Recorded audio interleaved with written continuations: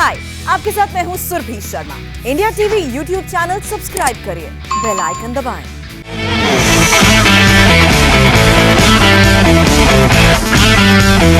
नमस्कार, आज की बात में आपका स्वागत है। इस वक्त की बड़ी खबर आपको बता दूं कि उत्तराखंड के मुख्यमंत्री तीरथ सिंह रावत अब से थोड़ी देर बाद इस्तीफा देने वाले हैं। तीरथ सिंह रावत 3 दिन से दिल्ली में थे। उन्होंने 2 बार बीजेपी अध्यक्ष जेपी नड्डा से मुलाकात की थी। कहा तो यह गया कि नड्डा से मुलाकात के दौरान तीरथ सिंह रावत ने खुद इस्तीफे की पेशकश की, जिसे पार्टी ने मंजूर कर लिया। लेकिन ये सिर्फ कहने की बात है। पार्टी ने नेतृत्व परिवर्तन का फैसला किया। अब तीरथ सिंह रावत थोड़ी देर बाद खुद अपने इस्तीफे का ऐलान करेंगे और कल देहरादून में बीजेपी विधायक दल की बैठक होगी, जिसमें उत्तराखंड के नए मुख्यमंत्री का नाम तय किया जाएगा। विधायक दल की मीटिंग में कृषि मंत्री नरेंद्र सिंह तोमर केंद्रीय पर्यवेक्षक के तौर पर मौजूद रहेंगे, सेंट्रल ऑब्जर्वर होंगे। उत्तराखंड में बीजेपी के लिए संकट क्यों पैदा हुआ, यह भी आप बता देता हूं मैं। दरअसल आर्टिकल 164A के तहत अगर कोई ऐसा नेता मुख्यमंत्री पद की शपथ लेता है जो विधानसभा के किसी सदन का मेंबर नहीं है, तो उसे 6 महीने के अंदर किसी न किसी सदन का मेंबर बनना जरूरी होता है। तीरथ सिंह रावत ने 10 मार्च को उत्तराखंड के मुख्यमंत्री के तौर पर शपथ ली थी। 4 महीने होने वाले हैं। वो फिलहाल उत्तराखंड विधानसभा के मेंबर नहीं है, वो पार्लियामेंट के मेंबर हैं। अब नियम यह है कि जिस राज्य में 1 साल के भीतर असेंबली इलेक्शन होना हो, वहां बाई इलेक्शन नहीं कराए जा सकते। इस हिसाब से अब तीरथ सिंह रावत असेंबली के मेंबर नहीं बन पाएंगे और इस लिहाज से 2 महीने में उन्हें इस्तीफा देना पड़ता। इसलिए पार्टी ने तय किया कि उनकी जगह अभी किसी और को मुख्यमंत्री बनाया जाए, जिससे अगले मुख्यमंत्री को असेंबली इलेक्शन से पहले कुछ वक्त मिल जाए। तो यह वजह है जिसके कारण मुख्यमंत्री की कुर्सी पर तीरथ सिंह रावत का कार्यकाल सिर्फ 115 दिन रह पाया और थोड़ी देर बाद वो प्रेस कॉन्फ्रेंस करेंगे। जब वो मीडिया से बात करेंगे तो सीधे वहां ले चलेंगे, उनकी बात आपको सुनवाएंगे। लेकिन आज और भी बड़ी खबरें हैं राजनीति की दुनिया से, क्योंकि हलचल रही पूरे दिन। सबसे ज्यादा सियासत हुई वैक्सीनेशन को लेकर। राहुल गांधी ने वैक्सीन की कमी का मुद्दा उठाया और जैसे सरकार को लगा कि राहुल गांधी गलती कर बैठे, सरकार के कई मंत्रियों ने एक साथ राहुल गांधी पर हमला बोल दिया। असल में राहुल गांधी ने सुबह सुबह एक लाइन का ट्वीट किया। उन्होंने लिखा, जुलाई आ गई लेकिन वैक्सीन नहीं आई। राहुल का मतलब था केंद्र सरकार को टारगेट करना, नरेंद्र मोदी को टारगेट करना, जो हमेशा करते हैं। बात उन्होंने की वैक्सीन की कमी की, तीर निशाने पर लगा। वैक्सीन बड़ा सेंसिटिव सब्जेक्ट है। हेल्थ मिनिस्टर ने करारा जवाब दिया। डॉक्टर हर्षवर्धन ने लिखा, मैंने कल ही जुलाई महीने के लिए टीके की अवेलेबिलिटी पर फैक्ट सामने रखे थे। राहुल गांधी की समस्या क्या है? क्या वो पढ़ते नहीं हैं? क्या उन्हें समझ में नहीं आता? और इसके बाद डॉक्टर हर्षवर्धन ने राहुल गांधी पर सीधा अटैक किया। उन्होंने लिखा, अहंकार और अज्ञानता के वायरस का कोई टीका नहीं है। इसके बाद डॉक्टर हर्षवर्धन ने एक और ट्वीट किया, लिखा, जुलाई भी आ गई और वैक्सीन भी। वैसे अगर आप झूठ की वैक्सीन लगवाने का इंतजार कर रहे हैं तो उसकी कोई जरूरत नहीं है। कांग्रेस की जड़ में झूठ है। डॉक्टर हर्षवर्धन के बाद सूचना प्रसारण मंत्री प्रकाश जावड़ेकर ने भी राहुल को जवाब दिया। जावड़ेकर ने लिखा, भारतवासियों ने 35 करोड़ वैक्सीन ले ली, आपने ली कि नहीं ये पता नहीं। और इसके बाद रेलवे मिनिस्टर पीयूष गोयल ने भी राहुल गांधी पर हमला किया। पीयूष गोयल ने एक के बाद एक 2 ट्वीट किए। पीयूष गोयल ने पहले ट्वीट में लिखा, जुलाई में कोरोना की 12 करोड़ डोज उपलब्ध कराई जाएगी। इसकी इंफॉर्मेशन 15 दिन पहले दी जा चुकी है। राहुल गांधी को इस समय ओछी राजनीति का प्रदर्शन नहीं करना चाहिए। इसके बाद पीयूष ने लिखा, राहुल गांधी को अपनी पार्टी का व्हाइट पेपर कूड़े में डालना था, उसके बजाय कांग्रेस सरकार ने वैक्सीन को कूड़े में फेंक दिया। पंजाब और राजस्थान कोरोना से कमाई कर रहे हैं। राजस्थान में मरने वालों की संख्या छुपाई, भ्रम व पैनिक फैलाकर ये लोग भ्रष्टाचार करते हैं। पहले कुछ घंटों तक वैक्सीन पर ट्विटर वॉर चलता रहा, लेकिन थोड़ी देर बाद minority affairs minister Mukhtar Abbas Naqvi कैमरे के सामने आए। नकवी ने कहा कि राहुल गांधी के पास तर्कों की कंगाली है, इसलिए वो कुतर्कों के मवाली हैं। तथ्यों की कंगाली जिसके साथ होती है, जिसके पास होती है, तो तर्कों की कंगाली कुतर्कों का मवाली बना देती है। और कांग्रेस के नेताओं की हालत यही है। आज उनको तर्कों की, तथ्यों की कंगाली हो गई है और कुतर्कों के मवाली के रूप में वो इस तरह के भ्रम, भय, आशंकाएं, अफवाहें फैलाने के षड्यंत्र साजिशों में लगे हुए हैं। एक चीज़। दूसरी चीज़ ये कि आज भारत में दुनिया का सबसे बड़ा वैक्सीनेशन कार्यक्रम चल रहा है। आज दुनिया अपने नागरिकों के वैक्सीनेशन की दृष्टि से 1 नंबर पर है। प्रधानमंत्री नरेंद्र मोदी जी फ्रंट से देश के लोगों की सेहत और सलामती की सारी जो भी सुविधाएं और संसाधन हैं उसको मुहैया करा रहे हैं। और ये लोग क्या हैं, ये जो कुतर्कों के मवाली हैं, ये क्या कर रहे हैं, ये जो है वो भ्रम फैलाना, भय का माहौल फैलाना, ये कोशिश कर रहे हैं। Rahul Gandhi hit and run की राजनीति करते हैं। वो अक्सर किसी न किसी सवाल पर प्रधानमंत्री नरेंद्र मोदी को घेरते हैं, ट्वीट करते हैं और फिर गायब हो जाते हैं। और अब कई दिन से मैंने देखा कि बीजेपी के नेता राहुल गांधी की बातों पर ज्यादा रिएक्ट नहीं करते। लेकिन आज चूंकि राहुल ने वैक्सीनेशन का मुद्दा उठाया, वैक्सीनेशन पर सवाल उठाए, तो जवाब देना लाजमी था। वैक्सीन का सवाल आज देश की पूरी जनता के सामने है। हर किसी को चिंता है वैक्सीन की। मंत्रियों के बयानों के बाद बीजेपी की तरफ से बाकायदा प्रेस कॉन्फ्रेंस करके राहुल गांधी को जवाब दिया गया। पार्टी के प्रवक्ता गौरव भाटिया ने कहा कि पिछले 11 दिन में देश में हर रोज वैक्सीन के 62 लाख डोज लगाए गए। लेकिन राहुल गांधी को यह नहीं दिखेगा, क्योंकि उन्हें हर मुद्दे पर नरेंद्र मोदी का बस विरोध करना है। राहुल गांधी जी, जनवरी आया, फरवरी आया, मार्च, अप्रैल, मई, जून, जुलाई आया, लेकिन सद्बुद्धि कब आएगी आप में? कब वो राजनीतिक परिपक्वता आएगी कि आप समझेंगे कि विपक्ष की भूमिका भी सकारात्मक हो सकती है? देश के यशस्वी प्रधानमंत्री श्री नरेंद्र मोदी जी से आपको नफरत भी है, लेकिन आज सवाल यह है कि देश की जनता से नफरत क्यों? यह नफरत का मोतियाबिंद जो आपको हो रखा है, यह आपको सत्य से दूर क्यों कर देता है? आप सच्चाई देखना नहीं चाहते हैं या भ्रम फैलाना ही आज आपकी कांग्रेस पार्टी की अघोषित नीति है? यह तो सियासी बयानबाजी है जो कई दिन से चल रही है। बीजेपी के नेता बताते हैं कि कुल 34 करोड़ वैक्सीन लग चुकी है, तो कांग्रेस के लोग कहते हैं डबल डोज तो सिर्फ 6 करोड़ को लगी है। यह आबादी का 4-5% हिस्सा भी नहीं है। तो बीजेपी के लोग गिनवाते हैं कि परसेंटेज देखनी है तो फिर यह भी देखो कि हमारे यहां अमेरिका के मुकाबले कितने % लोग इन्फेक्टेड हुए, कितने % लोगों की जान गई। यहां कांग्रेस टोटल नंबर की बात करती है, लेकिन आम जनता, देश के लोग हकीकत जानना चाहते हैं। क्या वाकई में वैक्सीन की कमी है? क्या लोगों को वैक्सीन लग रही है? कब तक सबको वैक्सीन लग जाएगी? आजकल रोज कितने लोगों को वैक्सीन लगती है? तो मैं फिगर्स के जरिए आपको जमीनी स्थिति बता देता हूं। पहली बात यह है जिससे न राहुल गांधी इनकार कर सकते हैं, न विरोधी दल का कोई दूसरा नेता, कि हमारा देश दुनिया में सबसे ज्यादा वैक्सीन डोज लगाने वाला देश बन गया है। अमेरिका से भी ज्यादा वैक्सीन डोज भारत में लग चुकी हैं।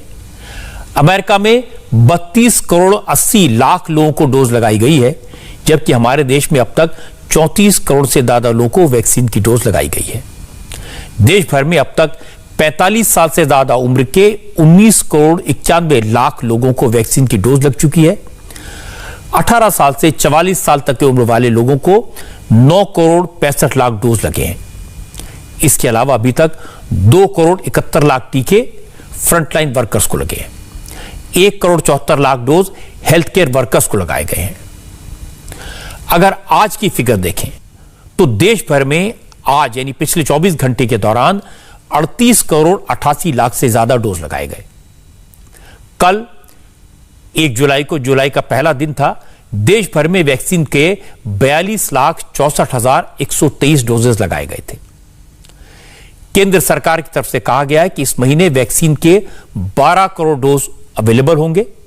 और सबसे बड़ी बात है कि राज्यों को इस बात की जानकारी 15 दिन पहले लिखित में दी जा चुकी है। अगले 3 दिन में राज्यों को 44,90,000 यानी करीब 45 लाख वैक्सीन के डोज मिल जाएंगे। केंद्र सरकार की तरफ से अब तक 33 करोड़ 63 लाख से ज्यादा टीके राज्यों और केंद्र शासित प्रदेशों को दिए जा चुके हैं। वैक्सीन की ये डोज प्राइवेट हॉस्पिटल्स को मिली है, वो अलग से है। फिगर देखते हैं तो लगता है कि देश में वैक्सीन की कमी तो नहीं है, लेकिन वैक्सीनेशन के मामले में राज्य सरकारें अपनी तरफ से क्या कोशिश कर रही हैं, यह भी समझना जरूरी है। बड़े बड़े राज्यों में बड़ी संख्या में वैक्सीनेशन चालू है। महाराष्ट्र पहले नंबर पर है।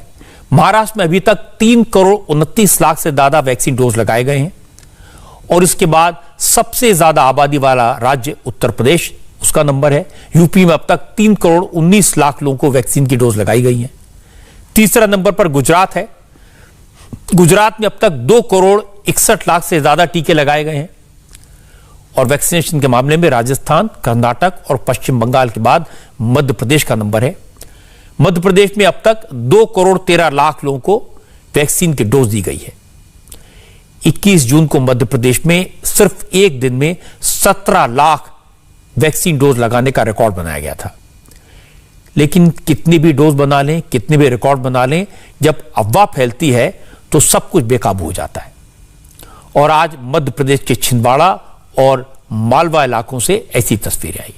ये वाकई में परेशान करने वाली तस्वीरें हैं।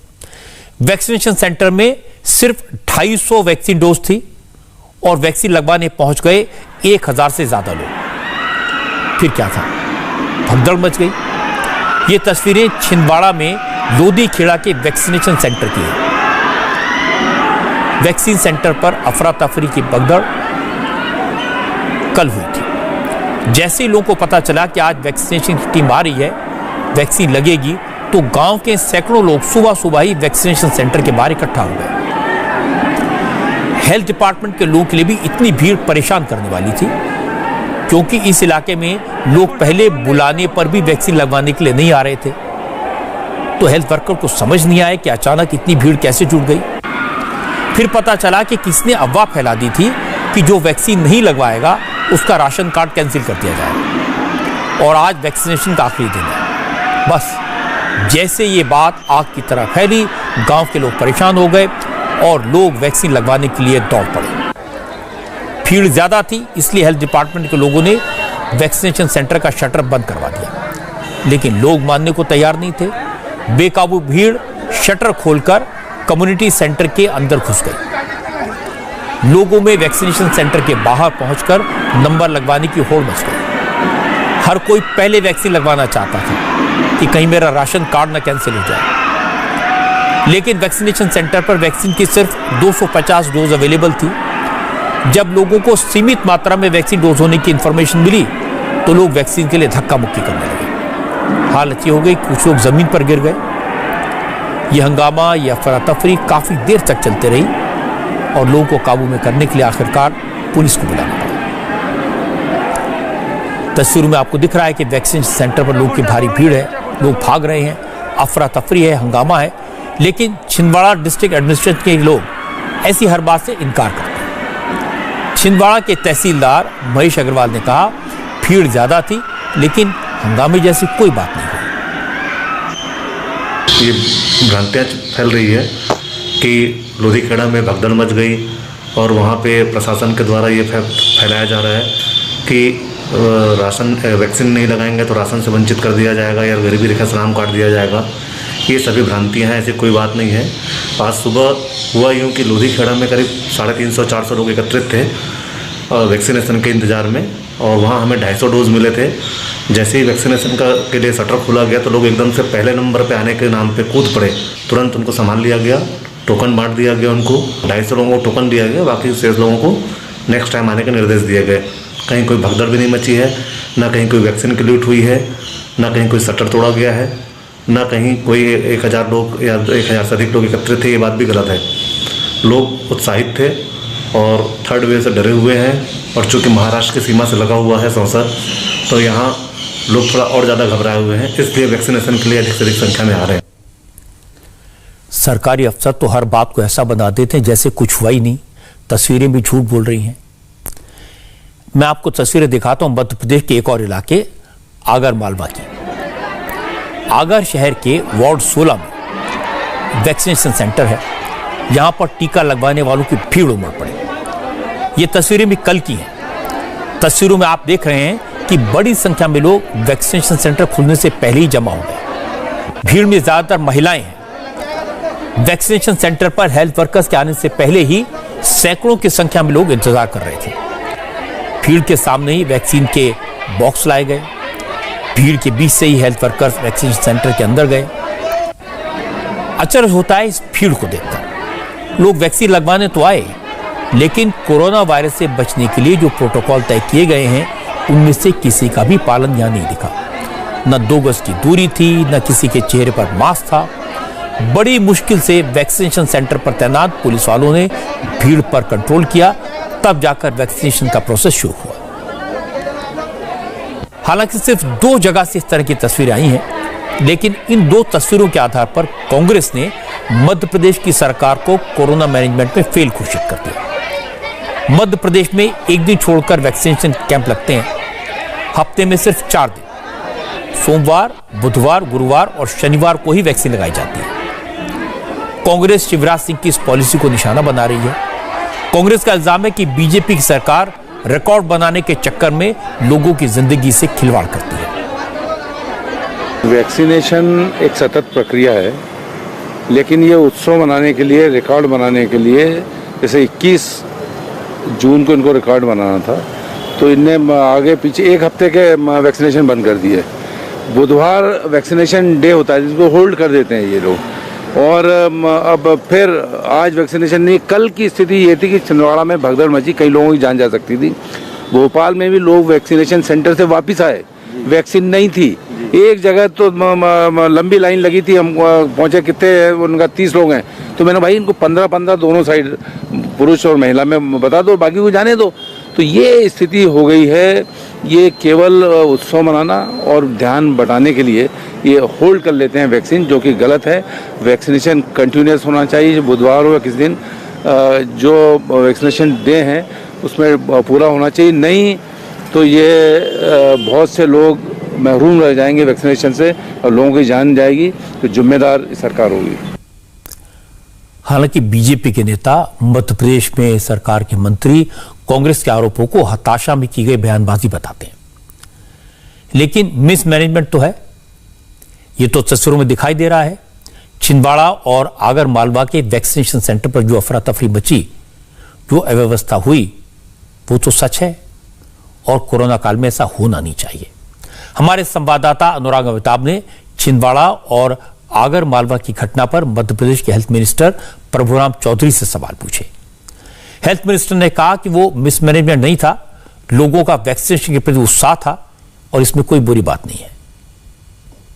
2 करोड़ 12 लाख से ज्यादा डोज मध्य प्रदेश के नागरिकों को हम लगा चुके हैं। कुछ सेंटरों पे वैक्सीन जितने उपलब्ध थी उससे ज्यादा लोग वहां पर आ गए। तो ये तो जागरूकता मध्य प्रदेश की जनता, जो पहले लोग उनको कोशिश कर रहे थे या इस तरीके से बरगला रहे थे कि लोग वैक्सीनेशन सेंटरों पे नहीं आए, आज वैक्सीन जो हमारे सेंटरों पर उपलब्ध है उससे अधिक लोग भी वैक्सीन लगवाने के लिए आ रहे हैं और कोई ऐसी अव्यवस्था वाली बात नहीं है। ये छिंदवाड़ा का तस्वीर है, आप देख सकते हैं किस तरीके से ये शटर के अंदर भर्ती किया गया था, लोगों को भरा गया था। देखिए लोग एक दूसरे के ऊपर गिर रहे हैं।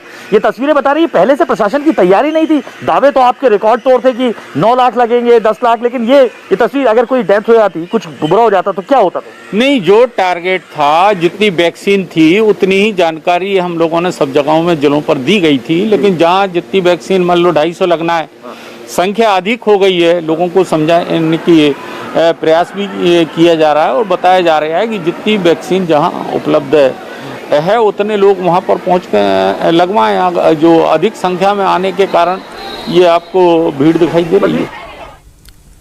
हालांकि चिकित्सा शिक्षा मंत्री विश्वास सारंग ने कहा कि छिंदवाड़ा और आगर मालवा जैसी घटनाएं दोबारा न हो, इसके लिए प्रशासन को निर्देश दिए गए हैं। कांग्रेस के नेताओं के पास तो केवल एक काम है कि उन्हें हर जगह तंगड़ी अड़ानी है। जहां तक वैक्सीनेशन की बात है, मध्य प्रदेश ने रिकॉर्ड बनाया। हम ही हैं जिसने 21 जून को 17 लाख वैक्सीन लगाए। दूसरी बात यह है कि इतना उत्साह यदि है जनता में, तो मैं जनता को बहुत धन्यवाद देता हूं कि उन्होंने मोदी जी के उपहार को स्वीकार किया है। मुफ्त का जो वैक्सीन है, उसका जो निःशुल्क वैक्सीन उपलब्ध हो रही है, शिवराज सिंह चौहान जी के इस अभियान को शिरोधार्य किया है। नहीं तो कांग्रेस के नेता जो आज इल्जाम लगा रहे हैं, उनसे पूछो तो कि अपने गरेबान में झांक कर देखें, क्यों कह रहे थे कि वैक्सीन से लोग मर जाते हैं, क्यों कह रहे थे कि वैक्सीन से इम्पोर्टेंसी हो जाती है, नपुंसकता होती है। ये वही कांग्रेस के नेता हैं जो कह रहे थे कि बछड़े का खून मिला हुआ है वैक्सीन में। अब क्योंकि उनके मंसूबे पे पानी फिर रहा है, अब उन्हें लग रहा है कि लोग आकर पूरी तरह वैक्सीन लगा रहे हैं, तो उनके पेट में दर्द हो रहा है।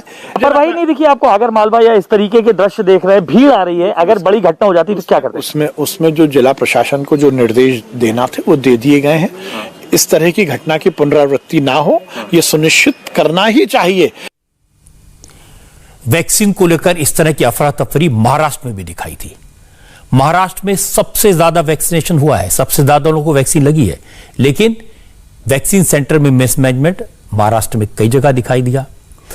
मुंबई का उदाहरण आपको बताता हूं। वैक्सीन की कमी के कारण यहां कल वैक्सीनेशन बंद था, लेकिन आज सेंटर्स खुले, लोगों को बताया गया कि वैक्सीन लगेगी। लोगों ने वैक्सीनेशन सेंटर के बाहर लाइन लगा ली थी, लेकिन कई कई घंटे इंतजार करने के बाद पता चला कि वैक्सीन के डोज खत्म हो गए। इंडिया टीवी के संवाददाता गोरेगांव के नेस्को वैक्सीनेशन सेंटर पर पहुंचे तो उन्हें वहां गर्मी में परेशान होते लोग दिखाई दिए। भीड़ में बड़ी संख्या में ऐसे लोग मिले जिन्हें पहली डोज लग चुकी है, आज उन्हें दूसरी डोज लगनी थी। कई बुजुर्ग सुबह 6 बजे से लाइन में लग गए थे। वैक्सीनेशन सेंटर पर बदइंतजामी से नाराज लोगों ने कहा कि सेंटर से उन्हें किसी तरह की कोई इंफॉर्मेशन नहीं दी गई। जो कोई मैसेज आया है वो ड्यू डेट का मैसेज है, हमें सूचित किया है कि आपकी तारीख नजदीक आ चुकी है, आपको ऑनलाइन बुकिंग करनी पड़ेगी या फिर आप बुकिंग आ सकते हो। Those who have come for second dose of Covishield, they have gotten a rescheduled appointment. Reschedule your appointment and then क्या बोले हैं, डोज खत्म हो गया, बोला खत्म हो गया। कल आएगा तो मिलेगा, कल आएगा तो मिलेगा। लाइन लगाओ, लाइन लगाने के बाद आएगा तो मिलेगा। 84 डेज पूरा हो गया उनका। तो भी नहीं, हमारा भी 84 डेज पूरा हुआ है। अभी कुछ हम लोग को बोलने के लिए अभी अनाउंसमेंट कर रहे हैं ना। हमारे पास 80 डोज है, हम लोग 80 आदमी को अंदर ले लिए हैं और बाकी का लोग कल आके लाइन लगाओ, जब होगा तो देगा, नहीं होगा तो रिटर्न जाओ। समझ में नहीं आता है, 6 बजे इधर आके लाइन लगाते हैं आदमी लोग। तो अगर देखो अभी नंबर दिया है, नंबर मेरा भी है, 106 नंबर हमको दिया हुआ है, 7 बजे का है, सबको नंबर दे रहे हैं। हाँ, ये नंबर दिया है, ये अगर नंबर दिया है, तूने बोला है कि 100 नंबर तक हम लोग आदमी को खड़ा मत करो, निकल जाएंगे। मैसेज आया था, आज का मैसेज है। हाँ, तो अभी 84 डेज हो गया तो सेकंड डोज लेना है, तो यहाँ तो कोई ऐसा दिख ही नहीं रहा है, गेट बंद है। जब बुजुर्गों को इस तरह की परेशानी से गुजरते देखते हैं तो दुख तो होता है। ये मिसमैनेजमेंट तो क्या है? केंद्र सरकार राज्यों को वैक्सीन दे रही है, फ्री में दे रही है, वैक्सीनेशन सेंटर्स पर भीड़ ना हो, अफरा तफरी ना हो, यह जिम्मेदारी राज्य सरकारों की है, चाहे मध्य प्रदेश हो चाहे महाराष्ट्र। इसके लिए केंद्र सरकार को जिम्मेदार ठहराना तो ठीक नहीं है, लेकिन यह बात सही है कि हमारा देश इतना बड़ा है, आबादी इतनी ज्यादा है कि इस तरह के मामले हो सकते हैं।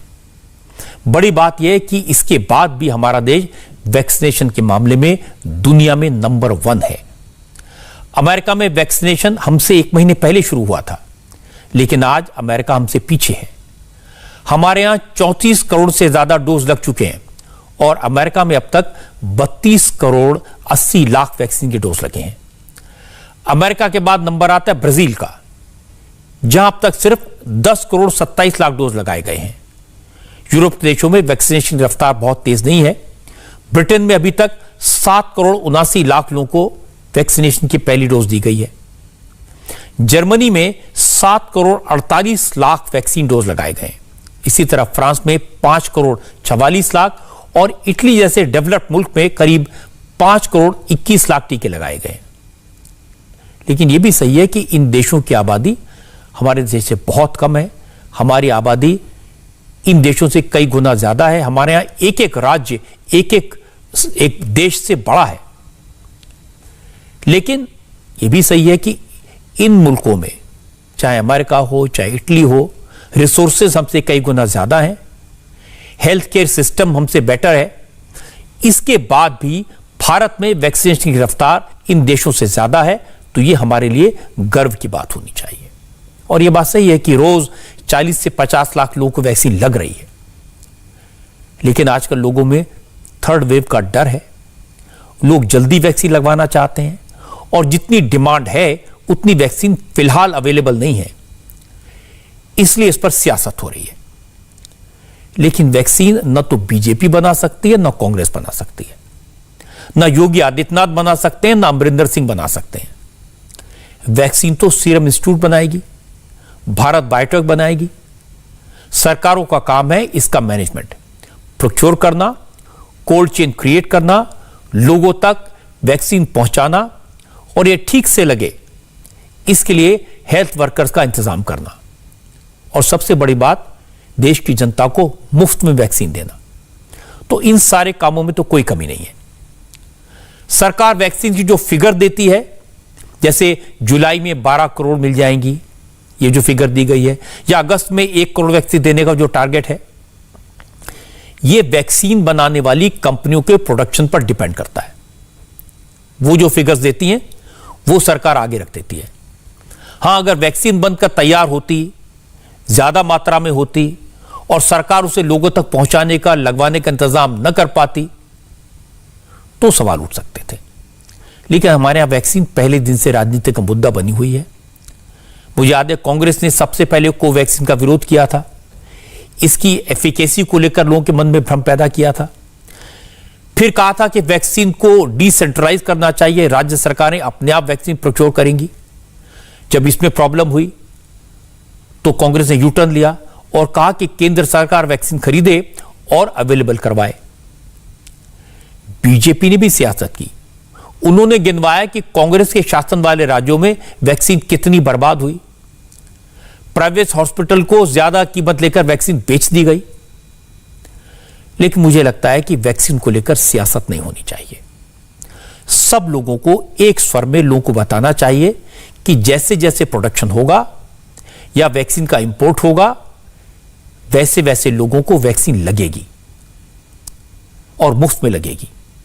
हमारा देश बड़ा है, सब लोगों को एक हफ्ते में या एक महीने में तो वैक्सीन नहीं लग सकती। कोवैक्सीन और कोविशील्ड बनाने वाली कंपनियों की जो फिगर आई है उनके प्रोडक्शन की, उसके मुताबिक इस साल के आखिर तक देश की 70% आबादी को वैक्सीन की दोनों डोज लग जाएं, इतनी वैक्सीन अवेलेबल होंगी, मिल जाएंगी। और अगर इंपोर्ट होने वाली वैक्सीन को भी इसमें जोड़ दिया जाए तो यह फिगर और बढ़ जाएगी। राजनीति एक तरफ है, यह तो होगी, उसे कोई रोक नहीं सकता। लेकिन जहां जहां वैक्सीन को लेकर ज्यादा प्रॉब्लम हुई वो अफवाहों को लेकर हुई है। शुरू में लोग वैक्सीन लगवाने नहीं आ रहे थे, फिर ज्यादा संख्या में लोग आने लगे। कभी कहा गया कि वैक्सीन लगवाने से लोग नपुंसक हो जाएंगे, कभी कहा गया कि वैक्सीन लगवाने से मौत हो जाएगी। फिर बाद में लोगों को कहा गया कि वैक्सीन लगवाएं, अगर नहीं लगवाएंगे तो आपका राशन कार्ड छिन जाएगा, आपका नाम लिस्ट में से कट जाएगा।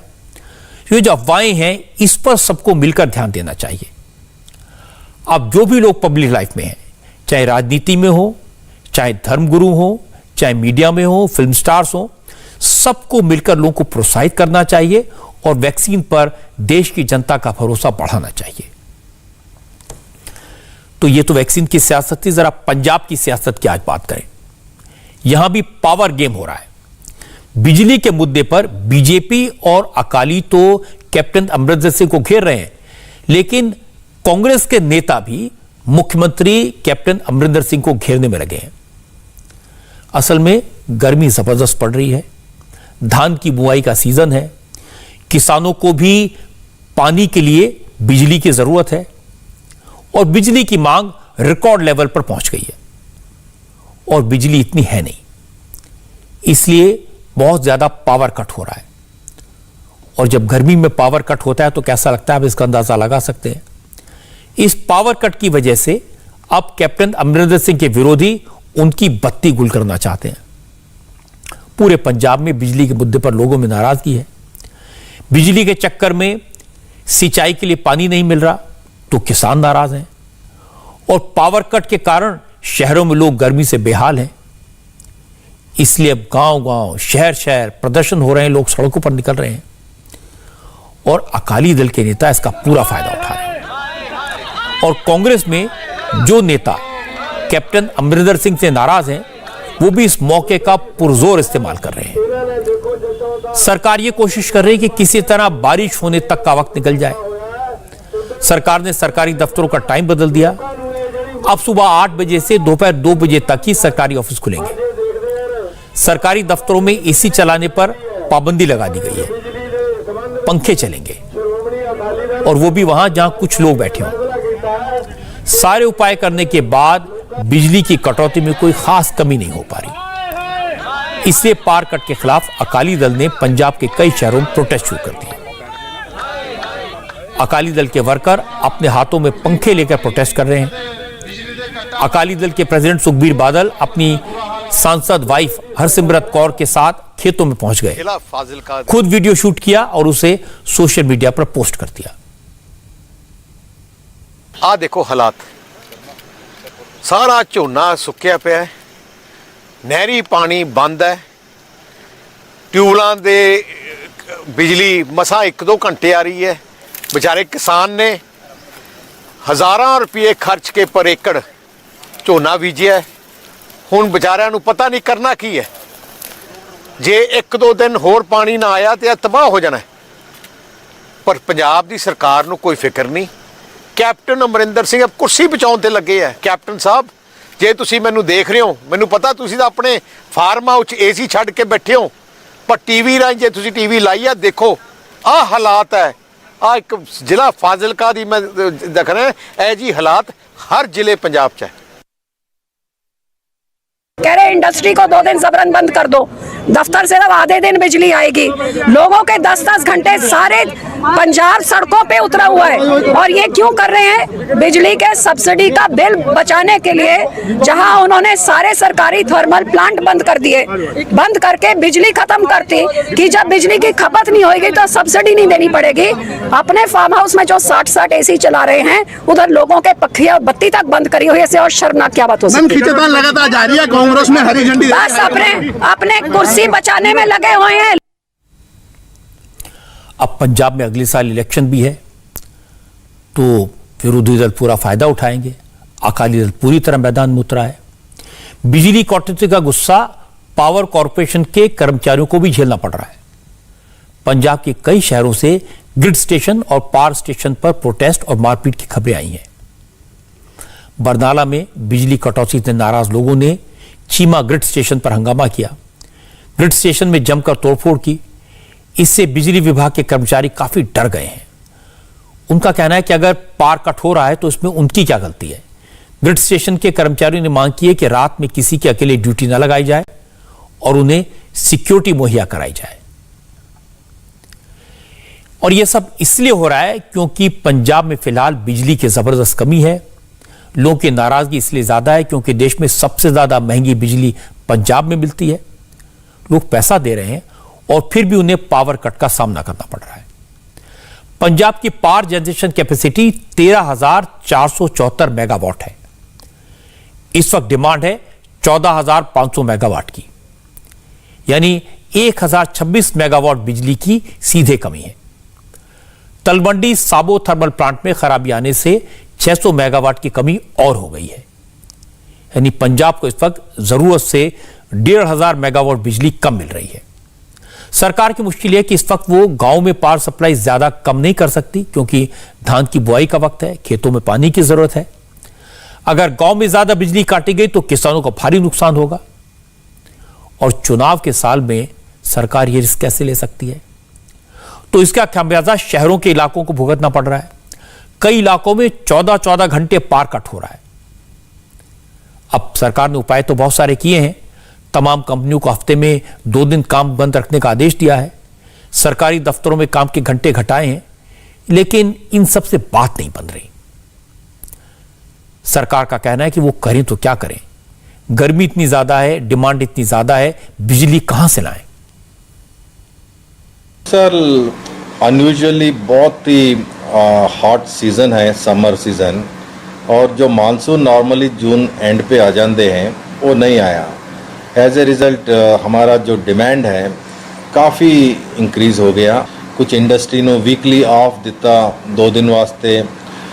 सिमिलरली सरकारी दफ्तरां विच अपील भी किया कि आप ये AC ना यूज़ किया जाए, इस तरह का अपील असी किया। सो एज ए रिज़ल्ट जो 15,000 16,000 डिमांड जाना सी, नाउ आज के दिन 13,600 है। कल रात से हमारे को काफ़ी रिलीफ मिला है। कल रात से मैं कहता हूँ कि कोई भी पावर कट असी डोमेस्टिक सेक्टर दे विच बिल्कुल नहीं लगाया, और खेतीबाड़ी सेक्टर दे विच भी असी लगभग 8 घंटे बिजली देने में भी सफलता हासिल की था। लोग परेशान हैं, सरकार परेशान है, लेकिन कैप्टन अमरिंदर सिंह के विरोधियों को इस गर्मी से काफी मजा आ रहा है, ठंडक मिल रही है। कांग्रेस के अपने नेता ही उनके खिलाफ बोल रहे हैं और सबसे ज्यादा एक्टिव हो गए नवजोत सिंह सिद्धू। उन्हें तो मौका मिल गया। सिद्धू ने आज इस मुद्दे पर एक के बाद एक 9 ट्वीट किए। सिद्धू ने लिखा, अगर कैप्टन सरकार सही तरीके से काम करती तो ऑफिस टाइमिंग्स बदलने या AC बंद करवाने की जरूरत ही नहीं पड़ती। सिद्धू का कहना है कि पंजाब प्राइवेट कंपनियों से दूसरे राज्यों के मुकाबले महंगी बिजली खरीदता है, जबकि सरकार चाहे तो नेशनल ग्रिड से सस्ती बिजली खरीद सकती है। सरकार चाहे तो प्राइवेट कंपनियों के चंगुल से छुटकारा मिल सकता है। सिद्धू ने जो लिखा उसका मतलब यह था कि कैप्टन अमरिंदर सिंह चाहे तो बहुत कुछ कर सकते हैं, बिजली का संकट खत्म कर सकते हैं, लेकिन कैप्टन कुछ करते नहीं। लेकिन इंटरेस्टिंग बात यह कि पावर कट के मुद्दे पर कैप्टन सरकार को घेर रहे नवजोत सिंह सिद्धू ने खुद अपना बिजली का बिल नहीं चुकाया है। पटियाला में सिद्धू के घर का 8.5 लाख रुपए से ज्यादा का बिल बकाया है। हालांकि पंजाब सरकार का कहना है कि इस सूबे का बिजली संकट 1-2 दिन में सुलझ जाएगा। बिजली की खरीद के लिए पेमेंट कर दिया गया है, सिचुएशन जल्दी ही नॉर्मल हो जाएगी। देखो को पता नहीं सी कि इस टाइम पे एकदम इतना बढ़ जाएगा लोड, तो वो मसला हल हो जाएगा। थोड़ी दिक्कत आ रही है, बाहर से भी खरीद कर ली है, पैसे भी उनको सब मिल गए हैं। मेरा ख्याल 1-2 दिन में सब ठीक हो जाएगा। सिद्धू साहब ने एक के बाद एक 7 ट्वीट इसके ऊपर किए हैं कि कहा है कि सरकार की कहीं ना कहीं एक नाकामी रही है, जो पिछले सरकार के समय में प्रपोजल बने थे उनको रद्द कर देना चाहिए था। देखो सिद्धू साहब की बात उनसे पूछो, मेरे से मत करो ऐसी बात। इसमें सिद्धू से कोई टकराना ही नहीं चाहता। मंत्री कह रहे हैं कि हालात जल्दी सुधरेंगे, लेकिन कांग्रेस के MLA बड़े परेशान हैं। 8 महीने बाद चुनाव होने वाले हैं। कांग्रेस विधायक पूछ रहे हैं कि वो जनता के बीच जाकर कहें तो क्या कहें। सरकार ने जल्दी हालात न सुधारे तो पार्टी की लुटिया डूब जाएगी। विधानसभा में रिकॉर्ड पे कांग्रेस पार्टी के विधायकों ने, मैंने भी कई बारी सरकार से निवेदन किया है कि जो आपके पावर एग्रीमेंट्स हुए थे उसको दोबारा रीस्टडी किया जाए, क्योंकि देखो पिछली अकाली गवर्नमेंट ने पंजाब को लूट के खा लिया। ठीक है, जो उन्होंने ये गंद यहाँ पे डाला हुआ था उसको ठीक करना हमारा फर्ज बनता है। जहाँ पे मैं समझता हूँ कि हमारी पंजाब गवर्नमेंट ने कई अच्छे फैसले लिए हैं, वहां पे मैं समझता हूँ कहीं ना कहीं कुछ फ्रंट्स पे अभी भी हमारी प्रोमिसेस फुलफिल नहीं हो सके। इसमें कोई झूठ बोलने वाली बात नहीं। मेरा तो आज भी यही निवेदन है कि अभी 6 महीने का समय है, हमने लोगों के बीच में जाना। जब हम लोगों के बीच में जाएंगे उससे पहले जो सवाल हमसे लोगों ने पूछने हैं, हम उसका जरूर कोई ना कोई बंदोबस्त करके जाए, सो दैट कल को हमारी जो सिचुएशन है वो एम्बैरेसिंग ना हो। असल में प्रॉब्लम यह है कि गर्मी बहुत ज्यादा पड़ रही है, इसलिए शहरी इलाकों में बिजली की मांग बहुत बढ़ गई है। और चूंकि पंजाब में किसानों को बिजली मुफ्त में मिलती है, इसलिए हर खेत पर ट्यूबवेल लगे हैं और बुआई का सीजन है। 24 घंटे ट्यूबवेल चल रहे हैं, इसलिए गांव के इलाकों में, देहातों में बिजली की मांग बढ़ गई है। लेकिन बिजली तो उतनी ही है। अब कैप्टन अमरिंदर सिंह ना तो किसानों की बिजली काट सकते हैं और ना शहरों को अंधेरे में रख सकते हैं, इसलिए वो फंस गए। पंजाब में बिजली बड़ा मुद्दा बन गई। अरविंद केजरीवाल कुछ दिन पहले 300 यूनिट बिजली फ्री देने का वादा करके गए हैं। उन्होंने पंजाब के लोगों से कहा कि वो अगर पावर में आए तो पुराने बकाया बिल भी माफ कर देंगे। लेकिन आपको जानकर हैरानी होगी कि अभी भी पंजाब में 80 लाख बिजली के कनेक्शन हैं, जिनमें से 40 लाख कनेक्शन ऐसे हैं जिन्हें सब्सिडी मिलती है, यानी आधे से ज्यादा लोग बिजली का बिल नहीं भरते। बिजली में अभी भी करीब 10,000 करोड़ रुपए की बिजली सब्सिडी के तौर पर दी जाती है। अब चुनाव आ रहा है, अब और ज्यादा मुफ्त बिजली के वादे होंगे, लेकिन इससे मुसीबत खत्म नहीं होने वाली। सब्सिडी बढ़ाने के बजाय बिजली की प्रोडक्शन बढ़ाने पर ध्यान दिया होता तो यह हालात न बनते। और इन हालात के लिए मैं कहूंगा कि सिर्फ कांग्रेस नहीं, अकाली दल भी जिम्मेदार है।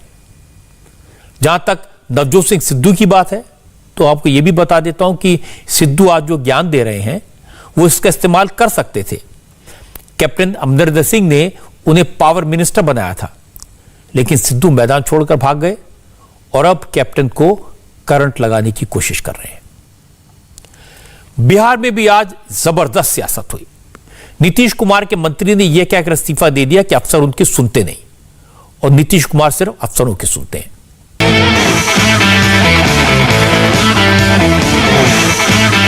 उत्तर प्रदेश में लग रहा है कि चुनाव का मौसम आ गया है।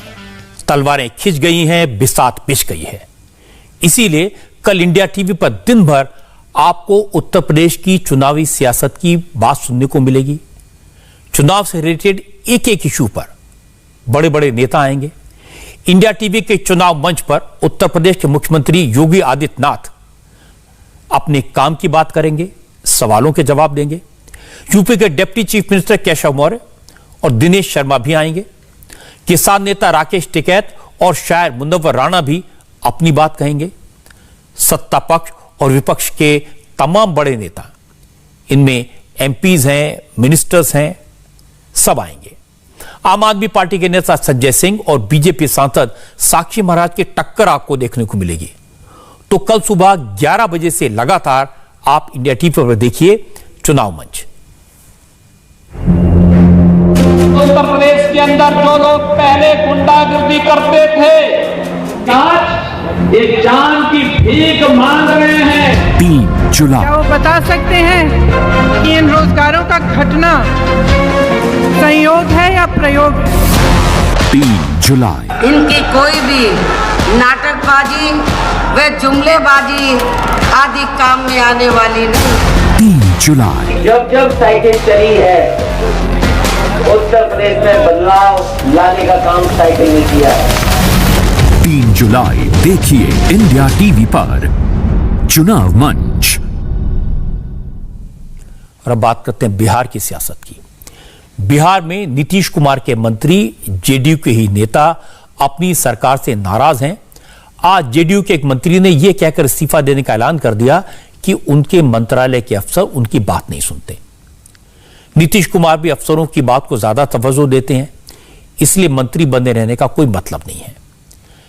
बिहार के समाज कल्याण मंत्री मदन सहनी ने तो यहां तक कह दिया कि अफसरों के रवैये से वो अकेले परेशान नहीं है, ज्यादातर मंत्रियों का यही हाल है।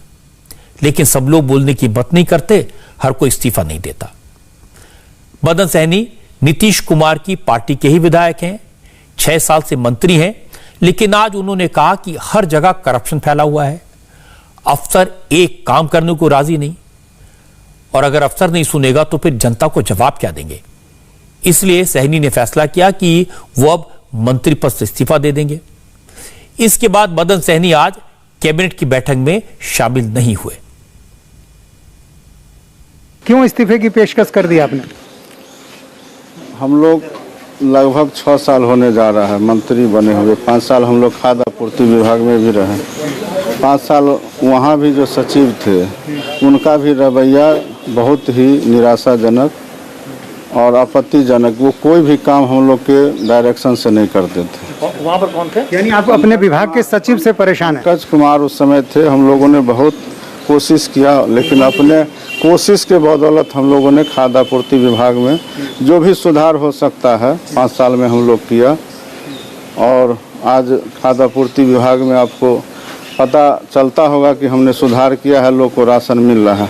वही स्थिति यहाँ भी है। आपके सचिव आपकी नहीं सुन रहे हैं, क्या नहीं सुन रहे हैं? तबादले की बात नहीं सुन रहे हैं, क्या नहीं सुन रहे हैं? अतुल प्रसाद कोई भी बात नहीं सुन रहे हैं, कोई भी बात नहीं सुन रहे हैं। और आप इस बात को हल्के में क्यों ले रहे हैं कि तबादले की बात नहीं सुन रहे हैं? जब एक बात तबादला जो मंत्री का अधिकार है और 3 साल जिनका पूरा हो गया है, मंत्रिमंडल का संकल्प है, जब वही बात नहीं सुन रहा है, सभी विभाग में अगर ट्रांसफर होगा और यहाँ ट्रांसफर नहीं होगा तो सवाल तो उठेगा ना कि आखिर कारण क्या है। लोग तो ये समझेंगे ना कि हम लोग कमजोर हैं इसलिए हमारी बात को नहीं सुनी जा रही है। तो जेडीयू में हैं, नीतीश जी जेडीयू के हैं, तो आप उन तक अपनी बात तो रख सकते थे, कभी अपने बात रखी उनके सामने? हम लोग वहाँ बहुत बात रख चुके हैं, वहाँ सिर्फ और सिर्फ अफसर की बात को ही तवज्जो दिया जाता है, हम लोग को बात को हल्के में लिया जाता है। और हम लोग इसलिए तय कर लिए हैं कि अब मंत्रिमंडल में नहीं रहना है, अपने क्षेत्र में हम लोग विधायक के रूप में काम करेंगे। सवाल सिर्फ एक मंत्री की नाराजगी का होता तो ये बड़ा इशू नहीं बनता, लेकिन अब तो बिहार के कई नेता, कई मंत्री खुलकर ये बात कहने लगे हैं कि बिहार में अफसरशाही तो है। बिहार में बीजेपी के कोटे से मंत्री बने आलोक रंजन झा और जनक राम की बात आपको सुनवाता हूं। आज इन दोनों ने भी कहा कुछ अफसर हैं जो न जनता की बात सुनते हैं न नेताओं की। निश्चित रूप से कुछ अधिकारियों के द्वारा जिस प्रकार से मान लीजिए किया जाता है तो उसमें जनप्रतिनिधि, चूंकि जनप्रतिनिधि जनता के प्रति उत्तरदायित्व होते हैं और यदि जनता के काम कराने में वो सफल नहीं होते हैं किसी पदाधिकारी के कारण, तो उनको कष्ट जाहिर करना उनका वाजिब है। क्या परेशानी आती है? आप भी चूंकि अपने क्षेत्र में मतदाताओं के साथ जाते होंगे, इस तरह की परेशानी आपके पास भी आती है? नहीं, कभी कभी देखिए पदाधिकारी के द्वारा कभी कभी जो है सो जो जनता के का जिस प्रकार से काम करना चाहिए वो करने में यदि पदाधिकारी नहीं सुने, यदि जेन्युइन काम, कुछ पदाधिकारी ऐसे होते हैं जिनके नज़र में जनता के कार्य को वो प्राथमिकता न दे करके ज़्यादा जो है सो इसलिए जनप्रतिनिधि को कठिनाई होती है। आपको भी लगता है कि विधायकों का, मंत्रियों का जो सम्मान है वो कम हुआ है इस अफसरशाही की वजह से? नहीं, कुछ तो अफसरशाही है ही। आपको लगता है कि अधिकारी कई जगह दायरे को लांघ भी रहे हैं? बिल्कुल, ये कहने की बात नहीं है, ये आम जनमानस में ये बात है कि जनप्रतिनिधियों की कम सुनी जाती है और अधिकारियों के ज़्यादा चलता है, उनका बोलबाला ज़्यादा रहता है। तो ये जनमानस से जो आवाज़ें आती है तो ससमय कहीं ना कहीं ये बात खुल करके जब सामने मार्केट में जाती है, वो भी तो जनता से निकल के आते हैं, वो भी घर परिवार में बैठ के बात करते हैं, तो उनकी भी बात कहीं ना कहीं आम पब्लिक में जाती है। तो ये बात जनता की तरफ से जब आने लगती है तो मुझे लगता है कि कहीं ना कहीं इस चीज़ की कमी रह गई है। इस चीज़ को ससमय अगर पूरा नहीं किया जाएगा तो और ज़्यादा बढ़ने की संभावना है। नीतीश के मंत्रियों ने बगावती तेवर दिखाए तो तेजस्वी यादव को आग में घी डालने का मौका मिल गया। तेजस्वी ने कहा अब नीतीश सरकार के गिने चुने दिन रह गए हैं, ये सरकार कभी भी गिर सकती है। अब तो कम से कम नीतीश कुमार जी मुंह में दही जमाए हुए, अब मंत्री वो भी उन्हीं के पार्टी का इस्तीफा दे रहा है, कह रहा है अधिकारी नहीं सुन रहा, पूरी तरीके से अधिकारियों की जांच कराइए। हम तो कह ही रहे थे ना पहले कि बिना तबादला के, बिना आरसीपी टैक्स में बिहार में कोई काम नहीं होता, पूरी तरीके से बिहार में अफसरशाही लगी चालू है। आप सोचिए मंत्री का नहीं सुना जा रहा तो आम जनता का कहाँ सुनेगा? गिरी हुई सरकार का गिरना तय है। मोटी बात यह कि नीतीश कुमार अपने अफसरों पर ज्यादा भरोसा करते हैं, ये सब जानते हैं कि वो मंत्रियों पर कम भरोसा करते हैं। मुख्यमंत्री जब अफसरों से डायरेक्ट बात करेंगे, कांटेक्ट रखेंगे, तो जाहिर है अफसर मंत्रियों की नहीं सुनेंगे, इसलिए ज्यादातर मंत्री अफसरों से परेशान रहते हैं।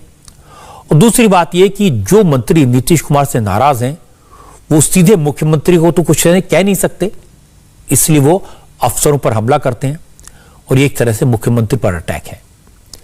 इसलिए इस प्रॉब्लम को सिर्फ नीतीश कुमार सुलझा सकते हैं, उन्हें अफसरों को लेकर अपना रुख बदलना चाहिए। वैसे रुख बदलने की जरूरत ममता बनर्जी को भी है।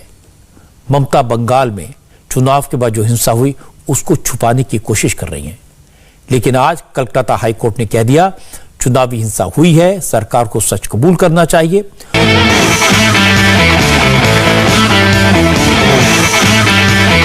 जैसे मैंने आपको शुरू में बताया था, उत्तराखंड के मुख्यमंत्री तीरथ सिंह रावत किसी भी वक्त इस्तीफा दे सकते हैं। उनकी जगह कल दूसरा मुख्यमंत्री चुना जाएगा। इस समय तीरथ सिंह रावत देहरादून में मीडिया से बात कर रहे हैं, तो सीधे लिए चलते हैं और उनकी बात आपको डायरेक्टली सुनवाते हैं।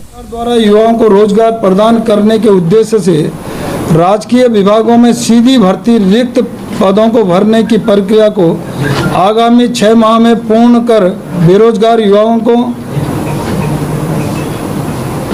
20,000 नियुक्तियां प्रदान करने का प्रयास किया है।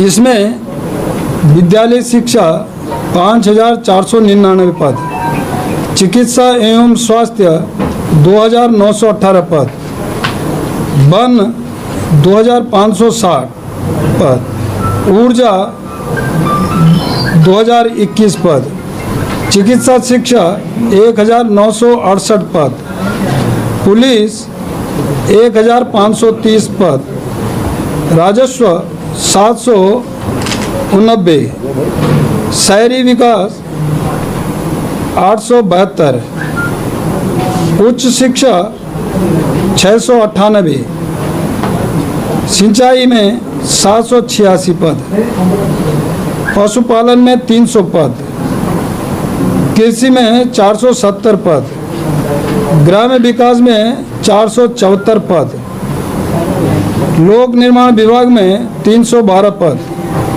पंचायती राज में 353 पद, उद्यान में 314 पद, खाद्य सुरक्षा एवं दवा नियंत्रण 46 पद, पेयजल 100 पद, समाज कल्याण 103 पद, जनजाति कल्याण 158 पद 55 पद, खाद्य एवं नागरिक आपूर्ति 82 पद, ऐसे 22,340 ऐसी संख्या हमारी बनती है। इससे उत्तराखंड की बदकिस्मती कहा जाएगा कि कोई मुख्यमंत्री यहां ज्यादा नहीं टिक पाया। पहले मुख्यमंत्री नित्यानंद स्वामी से लेकर आज तीरथ सिंह रावत जो इस्तीफा दे देंगे, इतनी जल्दी मुख्यमंत्री बदले हैं कि राज्य में किसी सरकार को स्टेबिलिटी मिल ही नहीं पाई। अब तीरथ सिंह रावत के बाद जो नया मुख्यमंत्री बनेगा उसके सिर पर चुनाव होंगे। उत्तराखंड की जनता ने तो कांग्रेस को भी मेजॉरिटी दी थी और बीजेपी को भी दी थी, लेकिन दोनों पार्टियां राज्य के लिए एक ऐसा लीडर नहीं ढूंढ पाई जो उत्तराखंड को लंबे समय तक संभाल पाए, ज्यादा समय तक चल पाए। हाय, आई एम सुरभि शर्मा। खबरों से अपडेट रहने के लिए India TV YouTube channel subscribe करिए, साथ में बेल आइकन जरूर दबाएं। जुड़े रहें इंडिया टीवी के साथ।